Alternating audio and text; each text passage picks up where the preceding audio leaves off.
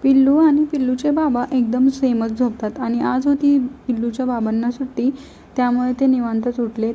तोपर्यंत मी त्यांच्यासाठी पिझ्झा बनवून ठेवला, कारण त्यांनी रात्रीच येताना पिझ्झा बेस घेऊन आले होते. आणि उठल्यानंतर पिल्लूला भरवायची आज पिल्लूच्या बाबांची ड्युटी होती. पिल्लूचं खाऊन झालं, आंघोळ झाली आणि देव म्हणाले की चला आपल्याला बँकेत जायचं आहे. आणि तिकडे गेल्यानंतर पिल्लू बघा बाबांना कशी बघत आहे. आणि तिथलं काम झाल्यानंतर आम्ही निघालो, पण अचानकच देव म्हणाले की कॅफेला जायचं म्हणून. तर खूप दिवसानंतर आम्ही कॅफेमध्ये आलो. पिल्लू झाल्यापासून आलोच नव्हतो आणि पिल्लूही स्ट्रॉने कॉफी प्यायला बघत होती. त्यानंतर खूप जास्त एन्जॉय केला, खाल्लं पिल्लं आणि तिथून फोटोशूट वगैरे करून झालं आणि निघालो.